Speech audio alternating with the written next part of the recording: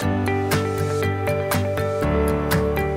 écoutez En bonne santé, le podcast qui vous aide à le rester. Cet épisode vous est proposé par le mutualiste Pavillon Prévoyance.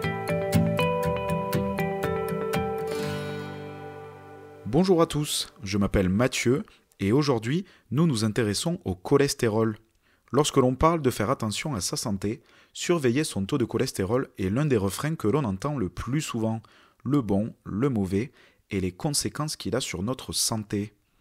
Pour bien comprendre de quoi on parle, le cardiologue au CHU de Toulouse et vice-président de la Fédération française de cardiologie, Jérôme Roncalli, nous détaille concrètement ce qu'est le cholestérol. Le cholestérol, donc, c'est une graisse que l'on retrouve dans le sang et qui est en partie utilisée par les cellules du corps pour le fonctionnement des cellules, mais un excès de cholestérol va être à l'origine de différentes maladies, différentes pathologies d'ordre cardiovasculaire, notamment par le développement de plaques d'athérome qui se mettent dans les artères coronaires, mais également artères périphériques des membres inférieurs ou même des vaisseaux du cou. Le cholestérol a plusieurs particularités.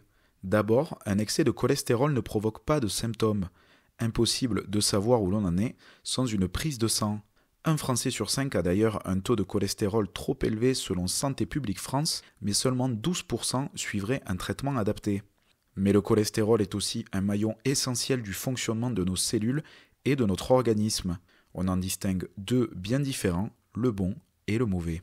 Il y a le bon cholestérol qui est le HDL, qui lui a pour objectif d'éliminer le cholestérol circulant dans le sang en l'amenant dans le foie et en l'éliminant par les voies biliaires. Et à l'inverse, il y a le mauvais cholestérol, c'est celui qui nous intéresse beaucoup, puisqu'il est à l'origine des maladies cardiovasculaires, qui est le LDL cholestérol, qui lui va venir du foie, il va être synthétisé pour 3/4 dans le foie et va venir dans les cellules et notamment dans les artères pour constituer cette plaque d'athérome qui est à l'origine des accidents cardiovasculaires. Pour s'assurer que son taux de cholestérol reste raisonnable, une simple prise de sang à réaliser à jeun est nécessaire. On réalise alors ce qu'on nomme un bilan lipidique. Ce passage en laboratoire n'est qu'une simple formalité qui peut s'avérer précieuse lorsqu'une anomalie est détectée à temps.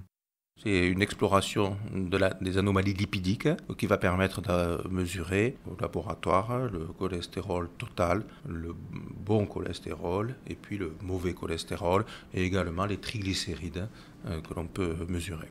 De manière générale, au-delà de 2 grammes de cholestérol total, on a un risque cardiovasculaire. Et ensuite, comme on fait cette distinction entre le bon et le mauvais cholestérol, on a différents seuils en fonction du risque cardiovasculaire. Pour réduire les risques de complications, un bilan lipidique est recommandé par l'assurance maladie à partir de 40 ans chez l'homme et des 50 ans chez la femme, les tranches d'âge les plus touchées par les risques cardiovasculaires. Jérôme Roncalli préconise lui une première prise de sang de contrôle avant de fêter ses 30 ans et le maintien d'une hygiène de vie correcte sur le long terme pour maîtriser le mauvais cholestérol. Ce mauvais cholestérol, il est essentiellement lié à la synthèse, à la fabrication au niveau du foie et il y a une part génétique, part familiale qui est très importante pour expliquer cette élévation du mauvais cholestérol. Après, il y a des pathologies rénales, hépatiques, thyroïdiennes qui peuvent conduire à l'élévation du mauvais cholestérol, mais l'essentiel est part génétique et alimentaire. Un danger silencieux et insidieux pour notre corps qui peut causer bien des tourments à notre organisme s'il n'est pas repéré à temps. Un infarctus sur 2 serait causé par un excès de cholestérol selon le ministère de la Santé.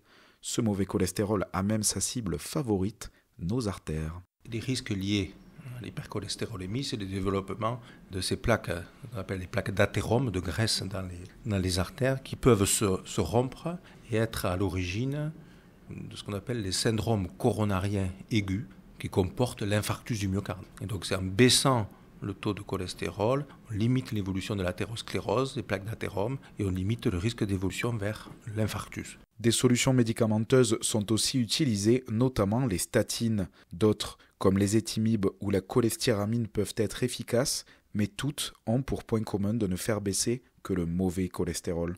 Notre problématique, c'est de trouver les moyens d'élever le bon cholestérol, justement, pour limiter les événements cardiovasculaires. Et à l'heure actuelle, nous n'avons pas encore de médicaments qui soient suffisamment efficaces. On sait que l'activité physique, très régulière, permet d'améliorer le bon cholestérol. Mais nos médicaments, à l'heure actuelle, sont essentiellement pour baisser le mauvais.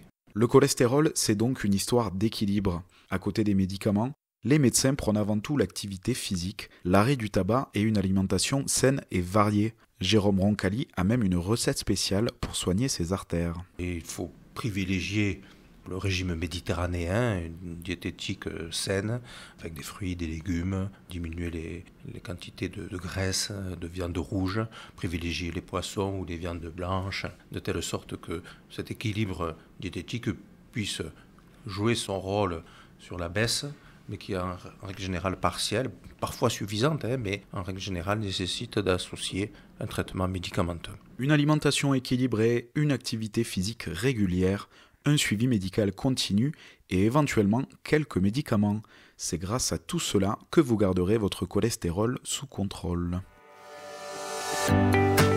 Vous venez d'écouter En bonne santé, un podcast du mutualiste Pavillon Prévoyance. Cet épisode a été produit par le réseau des éditeurs de revues et réalisé par l'agence SIEM.